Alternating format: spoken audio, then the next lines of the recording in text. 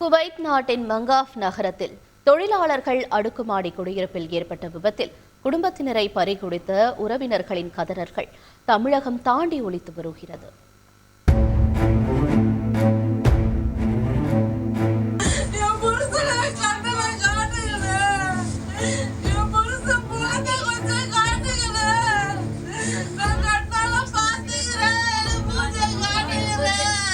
இப்படி தனது கணவனின் முகத்தை பார்த்தால் மட்டும் போதும் என கதரும் மனைவியின் துயர குரல் காண்போர் கண்களை குளமாக்குகிறது.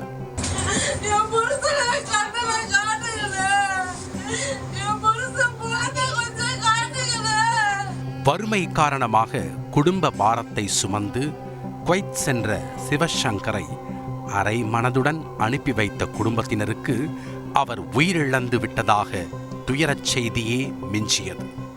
சென்னை ராயபுரத்தைச் சேர்ந்த சிவசங்கர் தனது மனைவி மற்றும் ஷாத்திகா தீபக் என்ற தனது பிள்ளைகளுடன் வசித்து வந்துள்ளார்.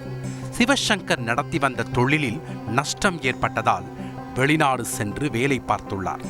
குவைத்தில் NBTC கம்பெனியில் அவர் பணிபுரிந்து வந்த நிலையில் அவர் தங்கியிருந்த தொழிலாளர்கள் அடுக்குமாடி குடியிருப்பில் தீ விபத்து ஏற்பட்டுள்ளது. விபத்து குறித்து எந்த தகவலும் அறியாத குடும்பத்தினர் சிவசங்கரின் எண்ணுக்கு போன் செய்து பார்த்தும் போன் எடுக்காததால் பதறிப்போன குடும்பத்தினர் அவரது நண்பர்களுக்கு போன் செய்து பார்த்த பின்னரே விஷயம் தெரிய வந்துள்ளது. மாதிரி ஒரு இன்சிடென்ட், ஃபயர் இன்சிடென்ட் நடந்திருக்கு அப்படிங்கிறதே எங்களுக்கு நேற்று தான் தெரியும்.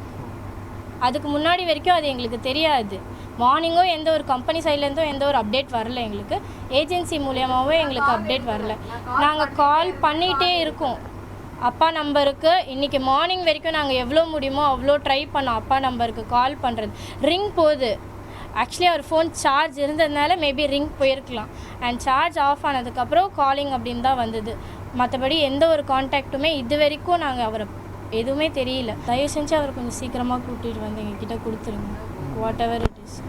சிவசங்கரின் பிரிவால் நிலை குலைந்து போயுள்ள அவரது மனைவியோ தனது கணவன் வீக்கான மனிதர் இல்லை, அவர் இறக்க வாய்ப்பே இல்லை என உருக்கத்துடன் கூறியது குடும்பத்தினரை கண்ணீர் கடலில் ஆழ்த்தியது.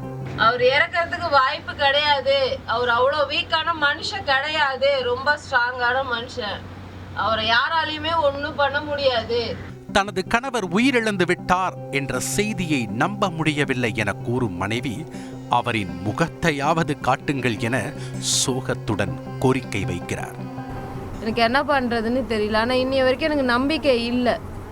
அவர் எங்கேயோ ஒரு மூலையில் ஏதாவது உடம்பு சரியில்லாமல் ஏதாவது ஒரு இடத்துல இருப்பார் அப்படிங்கிற ஒரு நம்பிக்கை மட்டும்தான் இருக்குது. ஏன்னா அவர் ரொம்ப ஸ்ட்ராங்கான மனுஷன். சீக்கிரம் அவர் எதுலேயும் தோல்வியை ஒத்துக்க மாட்டாங்க. உடம்பும் நல்லா ஃபிட்டு தான் அவருக்கு. ஒரு உடம்பு சரியில்லைன்னு கூட படுக்க மாட்டாங்க. ஒரு மூச்சு ஒரு புகை வந்து அவர் மூச்சு அடைச்சிருச்சின்னு சொல்கிறாங்க. என்னால் அதை நம்பவே முடியல. என்னால் முடிஞ்ச அளவுக்கு அவரோட முகத்தை எனக்கு காட்ட சொல்லுங்கள். நான் அவர் தானான்னு சொல்லிட்டு நான் கன்ஃபார்ம் பண்ணிக்கிறேன் ஃபஸ்ட்டு.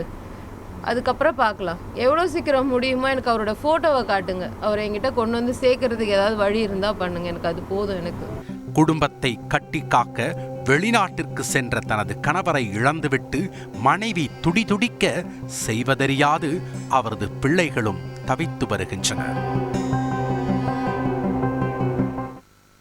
குவைத் நாட்டில் நிகழ்ந்த தீ விபத்தில் சிக்கி 7 தமிழர்கள் உயிரிழந்துள்ள நிலையில் மேலும் பலரின் நிலை குறித்த தகவல்கள் கிடைக்காததால் அவர்களது குடும்பத்தினர் கவலையில் ஆழ்ந்துள்ளனர். குவைத் நாட்டில் தீ விபத்து ஏற்பட்ட அடுக்குமாடி குடியிருப்பில் 25 தமிழர்கள் தங்கியிருந்ததாக கூறப்படுகிறது. அவர்கள் பல்வேறு இடங்களில் பணிபுரிந்து வந்த நிலையில் தீ விபத்து ஏற்பட்ட போது 10 தமிழர்கள் வேலைக்கு வெளியே சென்றுவிட்ட நிலையில் மீதமுள்ள 15 பேர் தீ விபத்தில் சிக்கியதாக தகவல்கள் வெளியாகியுள்ளன. உயிரிழந்த 7 தமிழர்களின் உடல்கள் மீட்கப்பட்டு மங்காஃப் பகுதியில் உள்ள மருத்துவமனை பிரேத பரிசோதனை அறையில் வைக்கப்பட்டுள்ளது.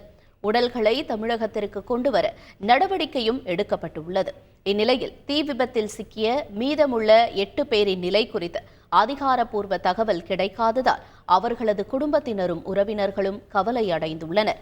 தீ விபத்தில் உயிரிழந்த 49 பேரில் தற்போது வரை 21 பேரின் உடல்கள் அடையாளம் காணப்பட்டுள்ள நிலையில் குவைத் அரசு அதிகாரிகள் தொடர்ந்து விசாரணை நடத்தி வருகின்றனர். செய்திகளை உடனுக்குடன் தெரிந்து கொள்ள உடனே சப்ஸ்கிரைப் பண்ணுங்க.